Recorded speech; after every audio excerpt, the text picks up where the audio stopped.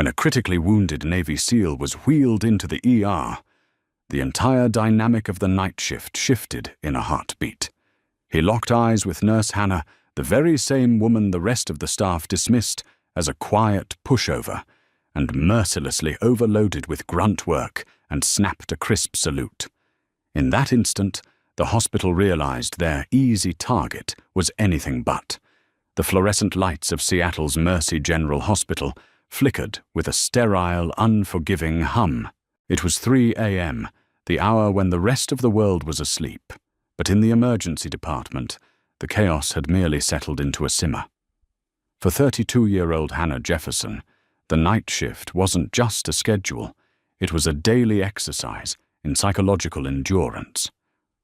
Hannah was a registered nurse, but if you observed the dynamics of the ER floor, you would think she was indentured servitude. She was quiet, meticulous, and unfailingly polite traits that in a high-stress, ego-driven environment painted a massive target on her back. The ringleader of the torment was head nurse Brenda Higgins. Brenda was a 20-year veteran of the hospital who commanded the floor not with respect, but with a petty, tyrannical grip. She favored the loud, the gossipy, and the dramatic. Hannah was none of those things. She kept her head down, charting her patients with an almost mechanical precision, and never engaged in the break-room politics. To Brenda, this quiet stoicism was interpreted as an insult. "Jefferson!" Brenda's shrill voice cut through the quiet hum of the nurse's station. Hannah looked up from the computer terminal, adjusting her scrubs. "Yes, Brenda. Room 402 needs a clean-up. The patient threw up his contrast dye. And when you're done playing janitor-doctor, Alistair wants you to redo the IV lines on the entire left wing. Apparently you didn't secure the tape to his liking." It was a blatant demotion of duties.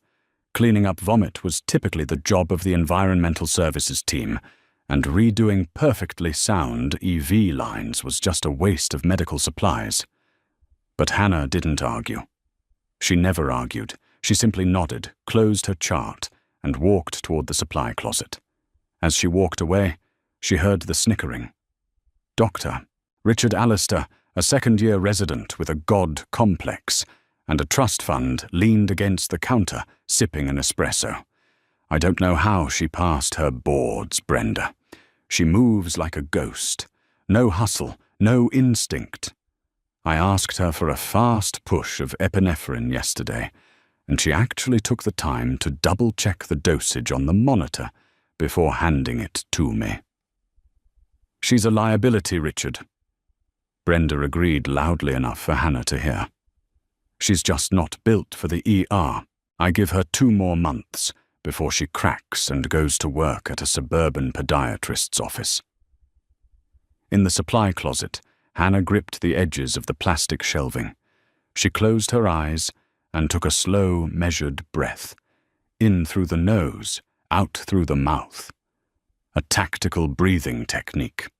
4 seconds in, hold for 4 seconds out. She looked at her hands. They were steady. Completely, terrifyingly steady. Underneath the sleeve of her scrub top, hidden from the world, was a jagged patch of scar tissue wrapping around her left bicep, a souvenir from a shrapnel burst in the Coringal Valley. They didn't know. Nobody at Mercy General knew. When Hannah applied for the job, she had handed in a heavily redacted resume, leaning on her civilian nursing credentials, and leaving a massive, unexplained gap in her work history. She wanted a quiet life. After 3 tours in Afghanistan, as a trauma specialist with the United States Army Medical Command, attached to elite special operations units, she had seen enough blood and chaos to last 100 lifetimes. She had held the lives of the military's most lethal operators in her hands, while mortar shells rained down around their surgical tent. Compared to a war zone, Brenda Higgins was just a loud, annoying mosquito. Hannah tolerated the bullying, the micromanagement, and the insults because it was the price she paid for anonymity. She just wanted to clock in, help people, and clock out without the crushing weight of leadership on her shoulders. But the bullying escalated. By week's end, Brenda was actively sabotaging Hannah. She accidentally deleted Hannah's PTO requests. She assigned Hannah double shifts, forcing her to work 16 hours straight with the most difficult combative patients. When a patient in room 3 crashing from sepsis was saved because Hannah silently adjusted the drip rate before Dr. Alistair even realized what was happening. Alistair took the credit, and Brenda formally reprimanded Hannah for acting outside her scope of practice. "You are a nurse, Jefferson, not a doctor," Brenda had hissed, slamming her hand on the desk. "You follow orders. You don't think. You don't improvise. You are the bottom of the food chain here. Remember your place." Hannah had just stared at her, her eyes as cold and flat as slate. "Understood," she whispered. But a storm was brewing. The quiet could only last so long. It happened on a Tuesday night. The rain was lashing against the glass doors of the emergency department in heavy, violent sheets. The shift had been agonizingly slow, leaving Dr. Alistair and Brenda ample time to make Hannah reorganize the crash carts for the 3rd time that week. Then the red phone at the central desk rang. Not the standard triage line, the red phone, the direct line from the county's emergency dispatch, reserved for mass casualties or high-profile critical traumas. Brenda snatched it up, her face immediately drained of color. How far out? 5 minutes blast trauma. Who is the patient? She paused, her eyes widening. Understood. We are clearing Trauma Bay 1. She slammed the phone down, panic radiating from her. Alistair, we have a VIP incoming. A joint tactical operation down by the shipyards went wrong. An explosive device detonated. We have 1 critical. Massive hemorrhage blast trauma, potential pneumothorax. Dr. Alistair stood up, spilling his coffee. A VIP, like a politician. Worse, Brenda snapped, rushing to put on her trauma gown. Federal Task Force, a United States Navy SEAL. The dispatch said he took the brunt of a breaching charge to shield his team. The local SWAT and federal agents are locking down the hospital as we speak. The atmosphere in the ER instantly shifted from lethargic to electric panic. To a civilian hospital, an elite military operator with combat-grade explosive injuries was a terrifying prospect. The sheer force of military-grade explosives did things to the human body that textbook medical school didn't prepare you for. "Jefferson," Brenda barked. "Get out of the way. I want you in the corner. Don't touch anything, don't speak. Just stand by the wall and hand us gauze if we ask for it. This is way above your pay grade. Alistair, you're the lead." Hannah silently backed into the shadow of Trauma Bay, one slipping on a yellow gown, a mask, and sterile gloves. Moments later, the double doors blew open. The noise was deafening. Paramedics rushed in, flanked by 2 men in heavy tactical gear, their faces smeared with soot and sweat. On the gurney was a man who looked like he had been dragged through hell. "Lieutenant Commander David Reynolds," the lead paramedic shouted over the chaos. 36 years old, sustained close proximity blast from an IED. Tourniquet applied to the right femoral high and tight, but he's still losing blood. Blood pressure is tanking 70/40. He's got diminished breath sounds on the left side. They transferred him to the trauma bed. The SEAL was massive, a mountain of muscle, but he was pale as a ghost, covered in dirt blood, and the distinct smell of cordite and burned flesh. He was drifting in and out of consciousness, his chest heaving unevenly. "All right on my count," Alistair yelled, his voice cracking slightly. 1, 2, 3. They moved him. The monitor instantly began shrieking, a high-pitched rapid beeping that signaled imminent cardiac collapse. "He's crashing," Brenda screamed, fumbling with the IV lines. "I can't get a vein. His veins are collapsing from hypovolemic shock." Get a central line, Alistair ordered, grabbing a scalpel. His hands were shaking. He looked at the SEAL's ruined chest, trying to figure out where to insert a chest tube. The blast had warped the anatomy, swelling the tissue massively. I can't find the landmark for the incision. There's too much tissue damage. Doc, you need to decompress his chest now. One of the tactical operators roared from the doorway. He's suffocating.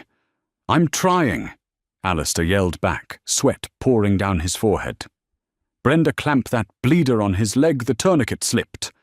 Brenda grabbed a pair of hemostats and jammed them blindly into the bloody mess of the SEAL's thigh.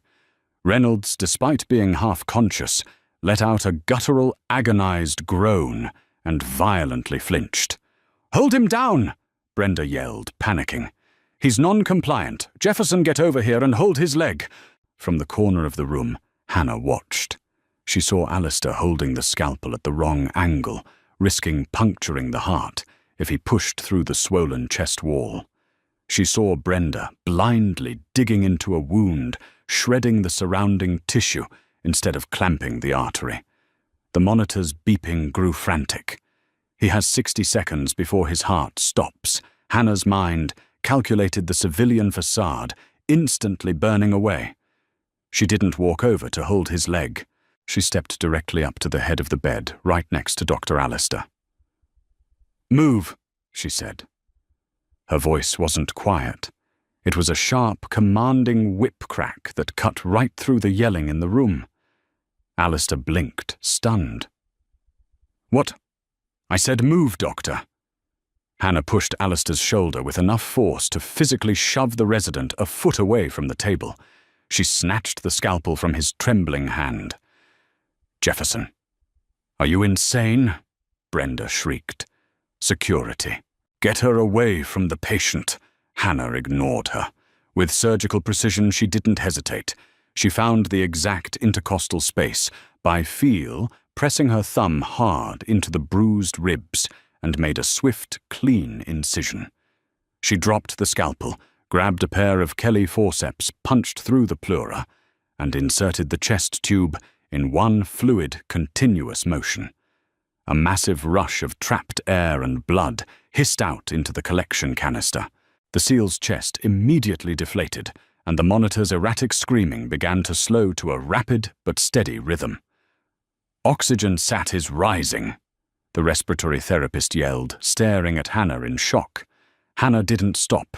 She spun around to the SEAL's leg. Brenda was still holding the bloody hemostats, frozen in disbelief. "Let go of the clamp, Brenda." Hannah ordered, her tone colder than ice. You're fired. You're completely fired." Brenda stammered, her face purple with rage. "You just assaulted a doctor. You're operating without a license. Get away from him." Brenda reached out to shove Hannah away from the bed. Before Brenda's hand could make contact, a massive blood-stained hand shot up from the gurney. Everyone in the room froze. Lieutenant Commander David Reynolds, eyes still clouded with pain and heavy doses of field morphine, had reached out and locked his grip around Brenda's wrist with a crushing, vice-like force. Brenda let out a squeak of terror. The SEAL didn't look at Brenda. He slowly turned his head, fighting through the agony, and locked his eyes on Hannah. He stared at the way she held the combat gauze, the tactical stance she had instinctively taken at the side of the bed, the cold, absolute authority in her eyes. Reynolds coughed a wet, ragged sound. A weak, bloody smile touched the corner of his lips. "I'd know. That bedside manner. Anywhere." Reynolds rasped his voice, barely a whisper. Yet it silenced the entire room. He weakly released Brenda's wrist, and with agonizing effort, brought his blood-soaked right hand up to his forehead. "Good to see you. Major Jefferson." The silence in Trauma Bay, one was absolute save for the rhythmic, steady hiss of the ventilator and the rhythmic beep, beep, beep of the cardiac monitor. It was the sound of a man who had just been dragged backward over the threshold of death, Brenda Higgins stared at the bloody, calloused hand of the Navy SEAL that had just released her wrist. She rubbed her skin, her mouth opening and closing like a suffocating fish. "Major!" She squeaked, her voice entirely stripped of its usual tyrannical bass. She's a floor nurse." Dr. Richard Allister stood a few feet away, his scalpel still resting on the sterile tray where Hannah had tossed it. His face was the color of old parchment. He looked from the massive scarred soldier on the table to the quiet, unremarkable woman standing beside him. The two federal tactical operators stationed at the door, who had previously treated the hospital staff as mere obstacles, suddenly shifted their posture. The taller one, a man with the name Tape Miller across his chest carrier, stepped into the harsh fluorescent light. He stared hard at Hannah, taking in the way she held her shoulders, the grim set of her jaw, and the absolute lack of panic in her eyes. "Jefferson," Miller said, the realization hitting him like a physical blow. "Major Hannah Jefferson, Army Medical Command. The Jefferson from the Korengal Valley Forward Operating Base." Hannah didn't look at him. She kept her eyes on the chest tube drainage system, watching the dark venous blood pool into the plastic reservoir. "Keep pressure on that femoral artery specialist," she ordered, addressing the paramedic who was still holding the tourniquet. "His pressure is stabilizing, but he's still hypovolemic. We need O-negative blood in him, rapid infuse right now." Miller immediately squared his shoulders. "Yes, ma'am." He didn't hesitate. He didn't look to Dr. Allister for confirmation. He grabbed the cooler of emergency blood from the corner and tossed 2 bags to the respiratory therapist. "You heard the Major. Push it." "Wait." Brenda finally snapped out of her stupor, her face flushing a deep, angry red. "You can't take orders from her. She is a subordinate. She just assaulted a physician's security." Miller turned to Brenda, his hand resting casually but deliberately on the grip of his sidearm. The air in the room grew suddenly violently cold. "Ma'am, you are currently shouting in a trauma bay while my team leader is bleeding out. If you do not step back against that wall and close your mouth, I will physically remove you from this room for interfering with a federal operation. Do you understand me?" Brenda shrank back against the supply cabinet, her bravado shattering against the brick wall of Miller's lethal calm. Dr. Allister finally found his voice. "This is highly irregular. I am the attending resident. You should be reviewing your anatomy textbooks, Doctor." Hannah said, her voice quiet, flat, and devastating. She finally turned her head to look at him. "You were aiming for the 3rd intercostal space, but your angle was 50 degrees off. You were about to drive a blade directly into his pericardium. If you had made that cut, he would be dead." Allister swallowed hard. He had no defense. He knew she was right. The sheer terror of the moment had blinded him, and this quiet, invisible nurse had seen the lethal error in a fraction of a second. "The surgical team is on the elevator," the charge nurse called out from the hallway, breaking the tension. "OR3 is prepped and waiting." "Let's move him," Hannah commanded. She didn't ask for permission. She grabbed the head of the gurney, Miller grabbed the foot, and they blew through the double doors, leaving Brenda and Doctor Allister standing alone in the blood-slicked trauma bay. The adrenaline carried Hannah through the next 2 hours. She bypassed the standard scrub-in protocols and stood in the gallery of the operating room, watching as the chief of trauma surgery meticulously repaired the damage to Commander Reynolds' chest and leg. It was familiar territory. The smell of cauterized flesh, the sharp tang of iodine, the rhythmic hum of the bypass machines. It was the sensory symphony of her former life, a life she had tried to bury. By 6 a.m., the sun was beginning to bleed a dull grey light through the hospital's high windows. Commander Reynolds was stable and resting in the surgical intensive care unit. The crisis was over. But for Hannah, the real war was just beginning. As she walked out of the men's locker room, having borrowed a clean pair of scrub pants to replace her blood-soaked ones, she was met by 2 armed hospital security guards. "Hannah Jefferson," the larger guard said, looking incredibly uncomfortable. "We need you to come with us to the administrative wing, immediately." Hannah felt the exhaustion settling into her bones, an ache that radiated from her old shrapnel scar down to her fingertips. She knew exactly what was happening. Brenda Higgins was not a woman who accepted defeat.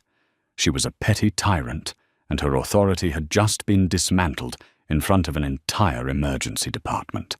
"Lead the way," Hannah said simply. The hospital boardroom was a stark contrast to the ER.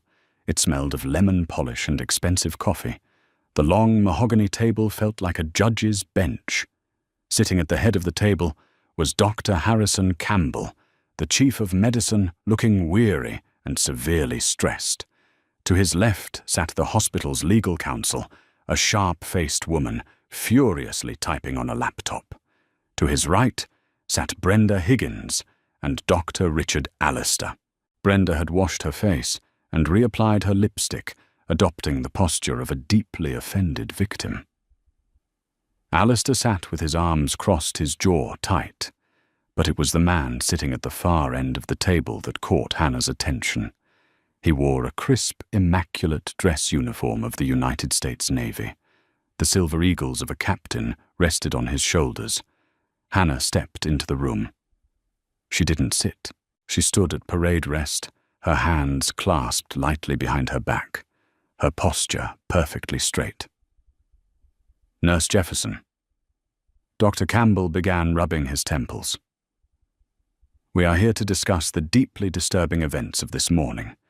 Head Nurse Higgins has filed a formal grievance, co-signed by Dr. Allister, citing gross insubordination, physical assault on a physician, and practicing medicine without a license. She shoved me away from a critical patient," Allister stated loudly, leaning forward. "She endangered a life to play hero. She is a menace." Brenda added, her voice laced with venom. "I have documented a history of her insubordination. She operates outside her scope. She is a danger to Mercy General, and I want her terminated and reported to the State Nursing Board immediately." Dr. Campbell sighed. "Hannah, you physically removed a doctor from a procedure and performed an invasive surgical maneuver, a chest tube thoracostomy. That is entirely outside the legal scope of a registered nurse. Do you have anything to say for yourself?" Hannah looked at Campbell, then at Brenda. Her gaze was devoid of anger. It was simply clinical. The patient was in tension pneumothorax. Dr. Allister was unable to locate the anatomical landmarks due to blast trauma swelling. He was about to puncture the heart. The patient had approximately 60 seconds before complete cardiovascular collapse. I intervened to preserve life. "You are not qualified to make that assessment," Allister shouted, his face turning red. "You are just a nurse." "That is enough. Doctor!" A deep, commanding voice echoed through the room. The Navy captain at the end of the table stood up. He picked up a thick manila folder from the table. It wasn't a hospital file. It was secured with a red classification tape. "Dr. Campbell."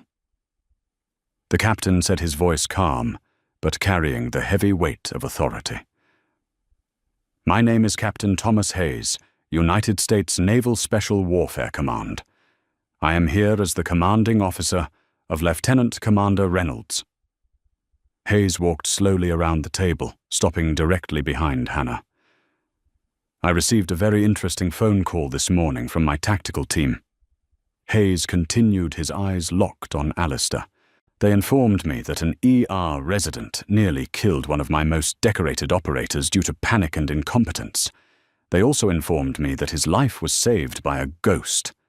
Brenda scoffed. "She's no ghost. She's a liability." Captain Hayes ignored her entirely. He dropped the manila folder onto the mahogany table. It hit the wood with a heavy, definitive thud. When Hannah Jefferson applied to this hospital, Hayes said, opening the folder, she provided a civilian resume. What she did not provide, because it was highly classified until 18 months ago, was her full military service record. Hayes pulled out a sheet of paper and slid it across the table toward Dr. Campbell. Hannah Jefferson didn't spend the last decade working in suburban clinics.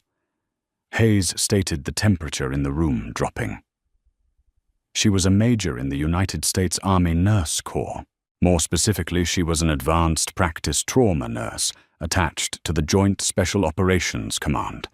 She spent 4 tours in active combat zones. She was the chief triage officer for a Tier 1 surgical unit. Dr. Campbell's eyes widened as he read the document. The hospital lawyer stopped typing.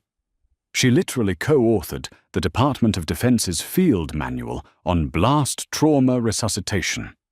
Hayes continued, his voice echoing off the walls. She has performed more emergency thoracostomies under active mortar fire than Dr. Allister will perform in his entire, comfortable civilian career. She holds a bronze star with a valor device. When my men are bleeding out in the dirt, she is exactly who they pray to see. The silence in the room was absolute. Brenda's mouth hung open.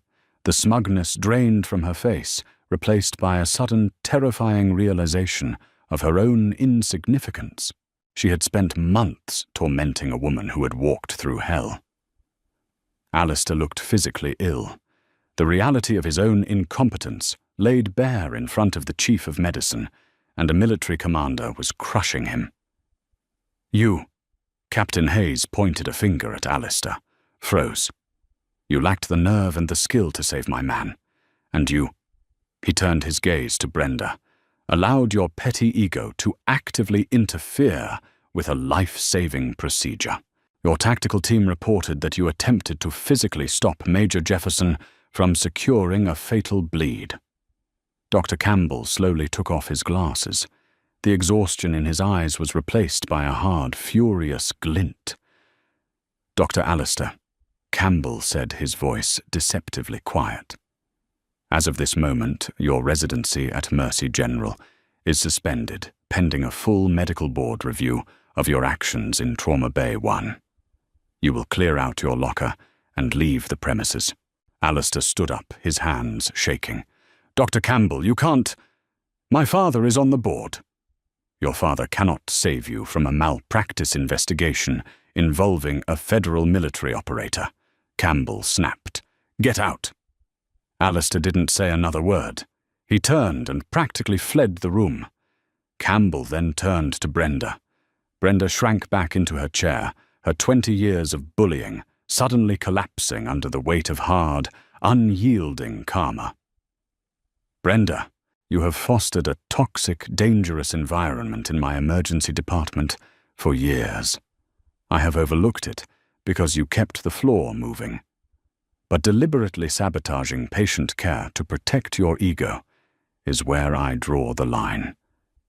Campbell stated, his voice devoid of pity. Your employment at Mercy General is terminated effective immediately.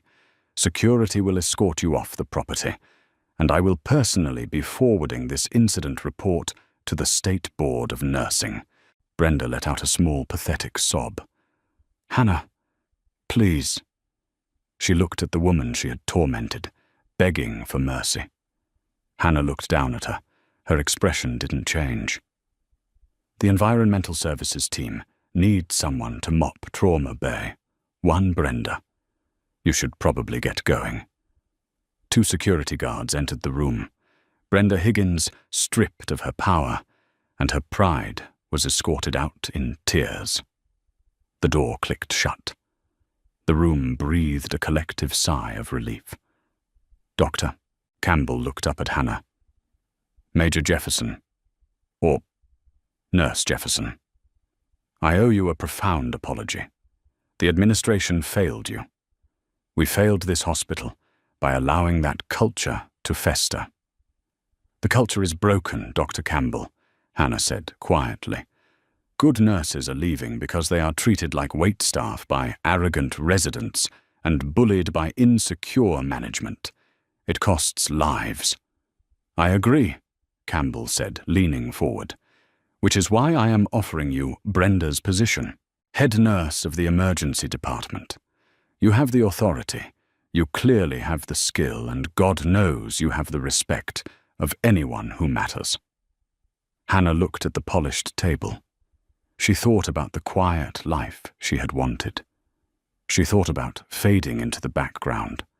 But then she remembered the terrified young nurses Brenda had berated the patients who suffered because of ego and the chaotic hum of the ER that still deep down felt like home.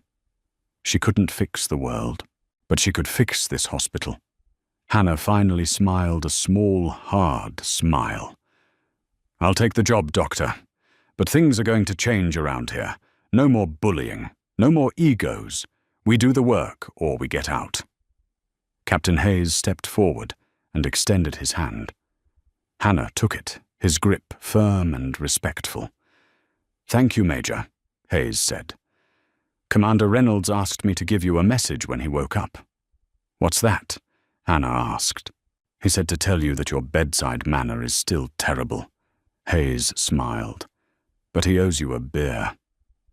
Hannah Jefferson, the new head nurse of Mercy General, finally let out a genuine laugh.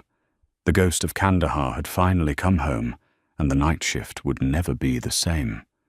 If you loved this story of justice and a hidden hero stepping up when it mattered most, hit that like button.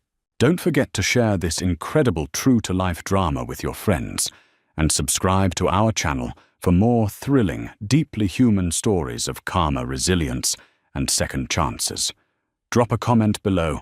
What would you have done in Hannah's shoes? See you in the next video.